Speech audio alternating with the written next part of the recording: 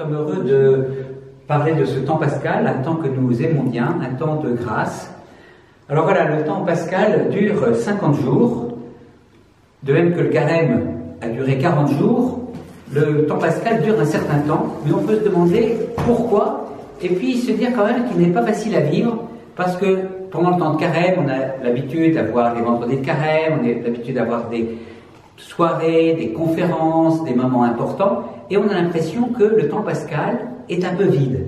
Oui, alors en fait, ce qui est un petit peu difficile, c'est que on a l'impression que quand on arrive à Pâques, on a atteint un but. On s'est préparé à Pâques pendant tout le carême, on a fait des efforts, entre guillemets, et on a l'impression que Pâques est l'aboutissement du carême. Alors qu'en fait, Pâques est le commencement de quelque chose, d'une vie avec Jésus ressuscité. Alors ce commencement, on peut l'illustrer par on va pas dire une icône, mais par cette image qui a été peinte par une religieuse, et on voit Jésus qui traverse la croix pour être ressuscité, car c'est de ça dont il s'agit. Il s'agit vraiment de ce Jésus qui est mort et qui est ressuscité, qui est mort, eh bien il est ressuscité, il a traversé la mort. De même que Jésus va pouvoir prendre toutes nos limites, toutes nos angoisses, toutes nos souffrances, toutes nos morts, pour les transformer, et c'est ça dont nous allons parler. Voilà, et c'est ça qu'il faut que l'on intègre en fait pendant ce temps pascal, c'est que Jésus est le ressuscité. Pendant tout le carême, on a suivi un homme dans sa vie publique avec son entourage, et là, on doit se laisser façonner par celui qui est à la fois vrai Dieu et vrai homme.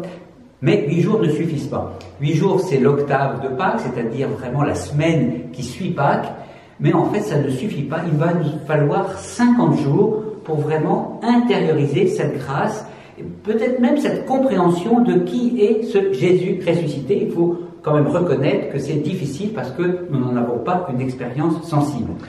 Alors les textes d'évangile nous aident à le faire. On voit dans les évangiles des dimanches qui suivent Pâques, Jésus apparaître à ses apôtres.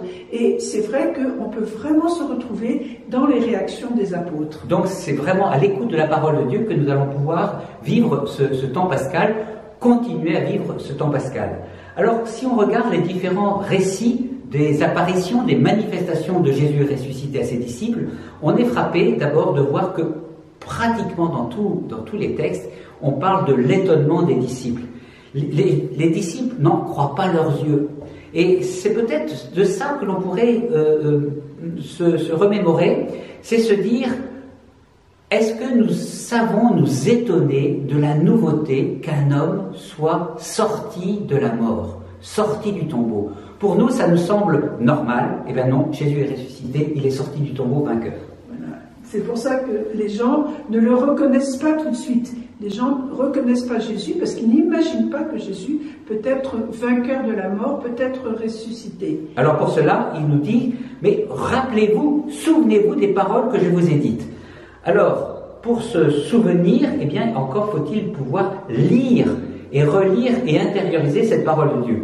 Or, qu'est-ce que nous dit la parole de Dieu quand Jésus se manifeste? Elle nous dit paix et joie. Paix et joie. Et c'est ça que nous avons à accueillir, et à accueillir aussi la vie que Jésus nous donne, cette vie qui est plus forte que toute la mort, toutes les morts qui sont en nous, toutes les souffrances qui sont en nous. C'est vraiment la vie de Dieu que nous avons à accueillir. Et c'est bien ça le message de Pâques. Et alors, si nous continuons la lecture des récits de résurrection, cette vie de paix, de joie, d'amour, elle n'est pas à garder pour nous, eh bien c'est pour cela que le Christ envoie ses disciples en mission. Et donc le temps de Pâques, c'est un temps où on peut vraiment se laisser interpeller, se laisser appeler pour dire, eh bien vous aussi, vous êtes envoyés en mission, allez de toutes les nations, faites des disciples. Et à la Pentecôte, le Seigneur nous donnera l'Esprit Saint pour cette mission. Alors, un mot sur la Pentecôte, juste pour dire que dans la tradition juive, parce que la fête de la Pentecôte est une fête juive qui